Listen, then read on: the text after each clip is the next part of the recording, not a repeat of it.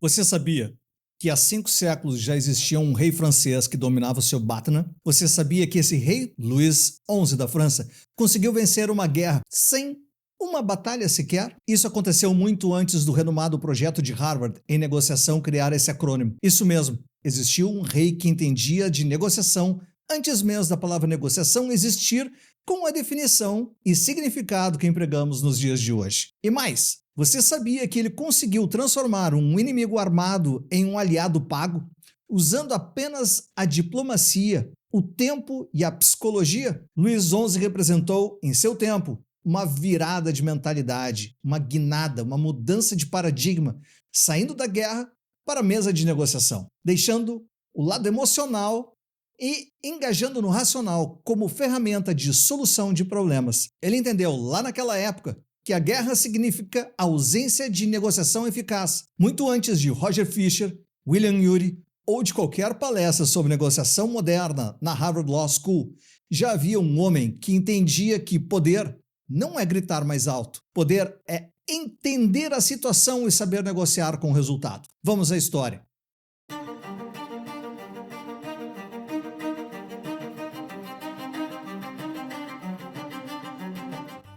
Estamos no século XV, o ano era 1475. Há mais de 5 séculos, dois reis se encontraram sobre uma ponte de madeira, separados por uma grade de ferro, para negociar algo impensável: encerrar de vez uma guerra que havia durado 100 anos e estava prestes a recomeçar. A França e a Inglaterra acabavam de sair da devastação da Guerra dos 100 Anos. O rei inglês, Eduardo IV, desembarca com seus exércitos em território francês, pronto para reabrir o conflito. Já Luís XI sabia do tamanho da força da armada que estava desembarcando na França e que o combate sairia muito caro. Entretanto, Luís XI, em vez de preparar as tropas, preparou uma estratégia. Segundo Philippe Contamine, importante historiador francês, Luís foi um dos primeiros governantes europeus a trocar o campo militar pelo campo negocial. Lá naquela época, o rei francês entendia que compreender o contexto e manipular inteligentemente as alternativas era mais favorável. Sabedor da limitação da sua força militar, apelou para sua inteligência política, emocional e negocial, que eram muito maiores do que seu antecessor, o rei Carlos VII, dito o Vitorioso. Como documenta o historiador Michael Jones no seu livro The Black Prince, Eduardo IV estava preparado para uma reconquista completa. Dezenas de milhares de soldados, cavalaria, artilharia primitiva, máquinas de cerco. Contudo, Eduardo chega dependente de um aliado imprevisível, Carlos, o temerário Duque da Borgonha. Esse era o pilar frágil da grande estratégia inglesa. Luís, antevendo que ardis poderiam estar azeitando as ambições da sua contraparte, propõe um encontro entre o corpo diplomático de ambos reinos. E Eduardo aceita a proposta de conversar sobre um acordo. E foi nesse momento que o Duque da Borgonha abandona Eduardo e tudo muda para piorar a situação do rei inglês. Eduardo IV, agora vulnerável, percebe que lutar significa ruína. E Luís XI percebe que seu poder está no tempo e na leitura psicológica dos movimentos da nobreza francesa. Hoje, vamos conhecer mais sobre o Tratado de Picquigny, o ajuste entre Luís XI, rei da França, e Eduardo IV, rei da Inglaterra, e o que aconteceu durante as 2 semanas de negociação. O que, na prática, foi uma das primeiras negociações baseadas em interesses da história ocidental devidamente documentado. E é sobre esse momento histórico que iremos falar nesse episódio. Eu, Edu Fontoura, e você, vamos juntos aprender com a história de como entrar numa negociação com um Batna e sempre tendo um zopo adequado para evitar danos futuros para todos os envolvidos. Vai lá, pega o seu café e nos encontramos aqui, depois da vinheta, para eu te contar como o projeto em negociação de Harvard se utilizou da história para criar ferramentas instrutivas para tornar a negociação mais eficaz.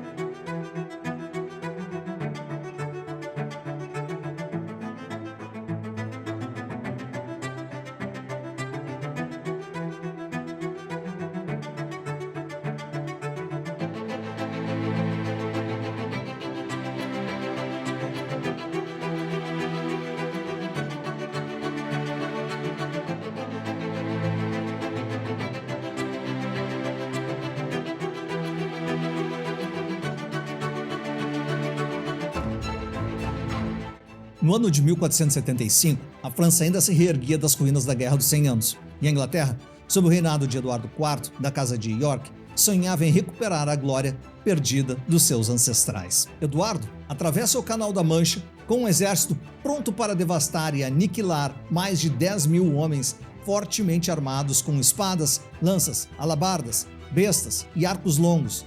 Grande parte desses estavam a cavalo. Ainda seguiam catapultas como mangonelas, catapultas de torção e trebuchetes, máquinas que usavam contrapesos para lançar mísseis com mais força e precisão que as mangonelas, além de canhões rudimentares. Eduardo nitidamente estava preparado para lutar e também coroar-se rei da França. Exatamente nessa hora, algo acontece. Luís se antecipa e encaminha seus representantes, algo como um corpo diplomático, ao encontro de Eduardo, que aceita abrir o diálogo. Nesse exato momento, o aliado continental mais poderoso de Eduardo, o Duque da Borgonha, Carlos o Temerário, rival da coroa francesa, se sente insultado e desaparece, deixando Eduardo sem o apoio prometido. O rei inglês percebe que está sozinho e vulnerável em solo francês. Já, do outro lado, está Luís XI, conhecido como o Rei Aranha, observando com calma suas teias de conexões e insinuações trazerem resultados. Ele sabe que uma guerra custaria fortunas e instabilidade para suas pretensões de reinar em paz. Ele sabe também que Eduardo precisa de uma vitória, qualquer vitória, para justificar o esforço de ter cruzado o mar, cercado de súditos e fortemente armado. Em termos modernos, diríamos, ambos estavam diante de péssimas opções. Seus Batmans, ou seja, suas melhores alternativas a um acordo, eram, na verdade, terríveis. Seria voltar para o campo de batalha.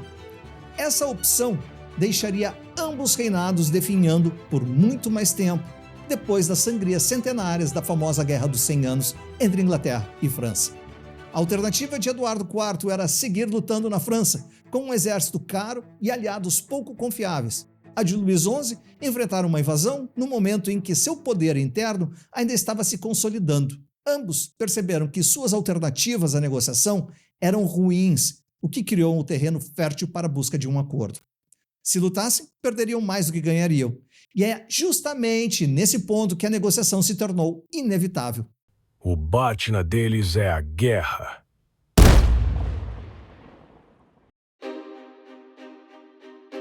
Aqui está a conexão com Harvard. Fisher e Yuri ensinam com clareza que o Batna é um eixo de negociação eficiente.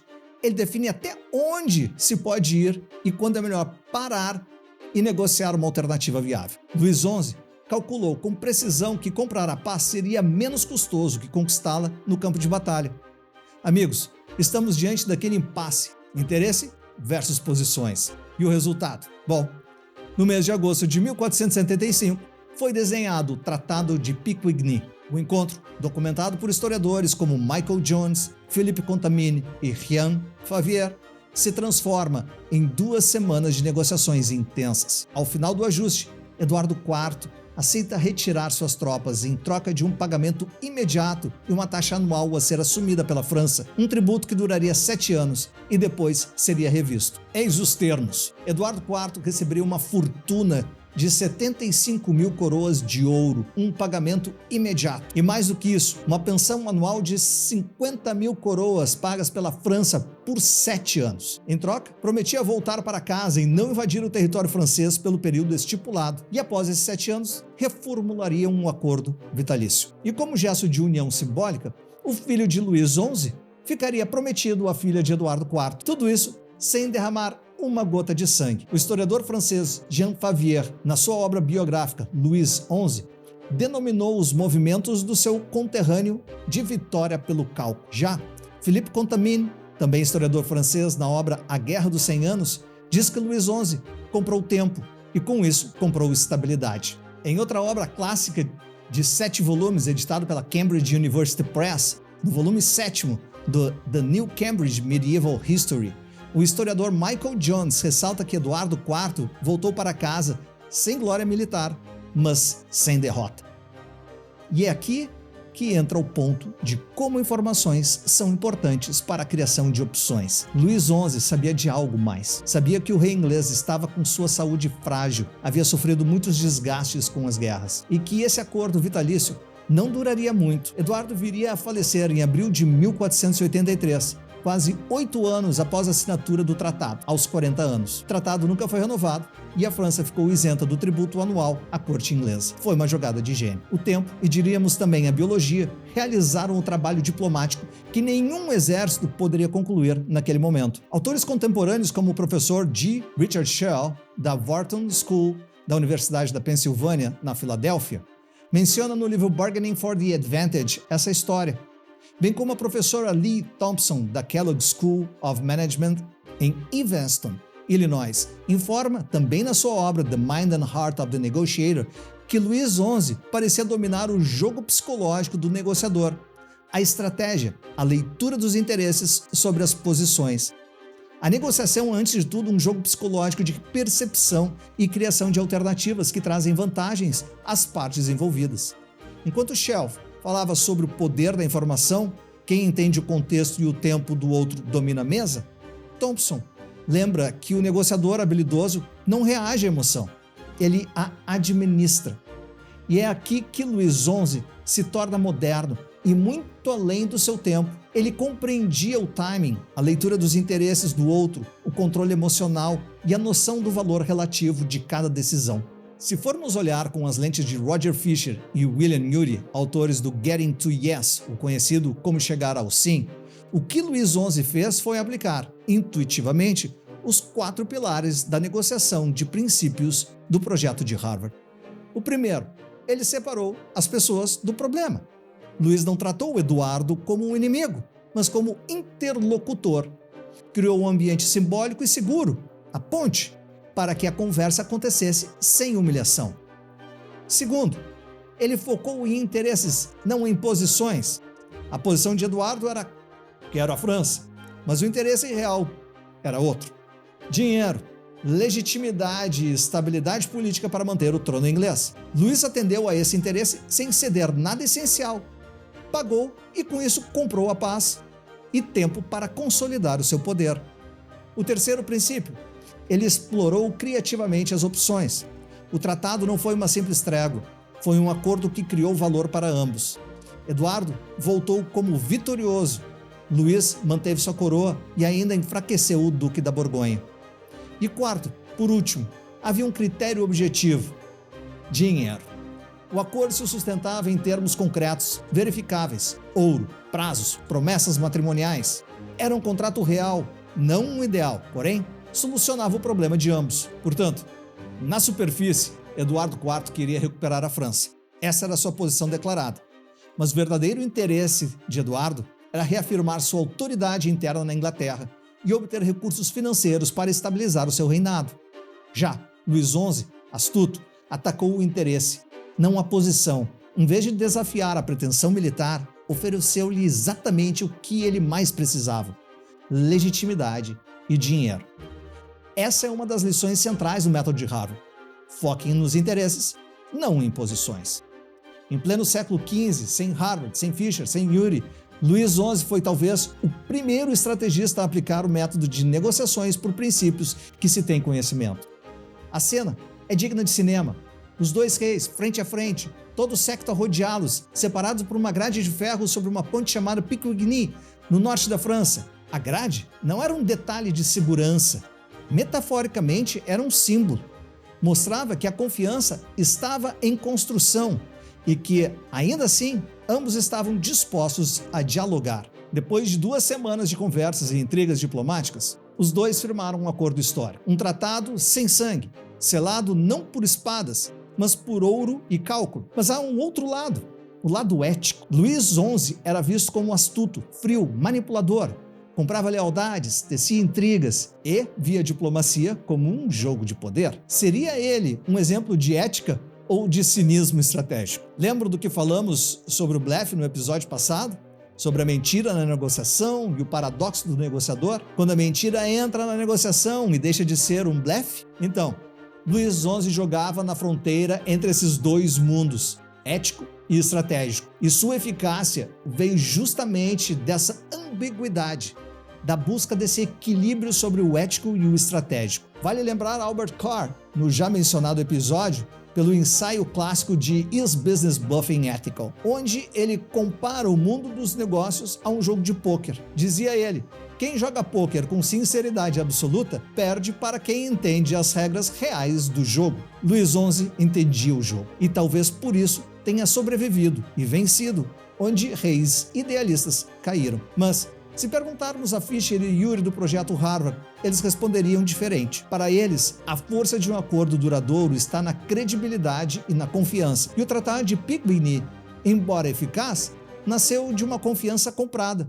e não de uma confiança construída. Ainda assim, o resultado é inegável. A França consolidou sua unidade, a Inglaterra encerrou de vez suas ambições continentais e a Europa entrou num novo ciclo de estabilidade. Luís XI, o Rei-Aranha, sabia que o poder não está apenas na força, mas na percepção da força. Ele usou a diplomacia teatral, a ponte com grades, o ouro visível, o protocolo, para construir uma narrativa de segurança e confiança controlada. Na teoria moderna, isso se aproxima da ideia de negociação de poder equilibrado, em que o negociador constrói legitimidade e controle simbólico sem confronto direto. É como ensinaram Fisher e Yuri: o poder é a capacidade de influenciar o outro sem usar coerção. Luís XI dominava isso intuitivamente. O Tratado de Picquigny não foi um simples acordo de paz. Ele criou valor para ambos. Luís XI comprou tempo e estabilidade política. Eduardo IV ganhou riqueza sem custo de sangue. Isso é o que o projeto de Harvard chamaria de ampliar o bolo antes de dividi-lo. Buscar soluções criativas que atendam interesses de ambas as partes, fugindo da lógica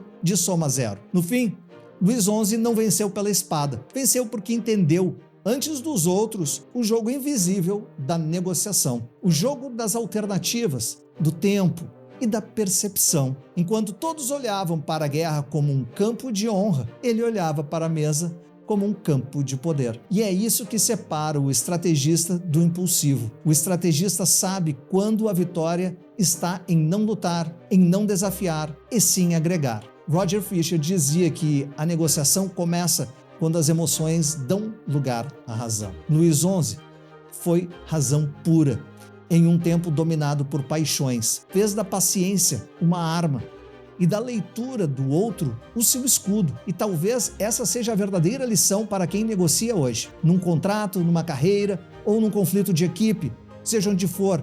A lição que fica aqui para todo negociador: você não precisa vencer o outro. Você precisa vencer o seu impulso de lutar quando poderia negociar. Porque, no fim das contas, o melhor acordo, o acordo inteligente, é aquele que te faz sair da mesa com mais poder do que entrou. Luís XI entendeu isso 5 séculos antes de Harvard. E é por isso que ele continua, até hoje, um dos melhores negociadores que a história já viu. E Harvard, estudando história, compreendeu os fatos e nos trouxe as ferramentas para que possamos trabalhar de forma a criar valor na negociação e obtermos resultados satisfatórios aos envolvidos. E por hoje é isso. Se esse episódio te ajudou, além de curtir, compartilhe com quem precisa. E se você ainda não assinou o canal, a hora é agora. E não esqueça de ativar as notificações, porque aqui a gente segue aprendendo a negociar e a superar impasses com os ensinamentos que a história da negociação nos traz. Até a próxima!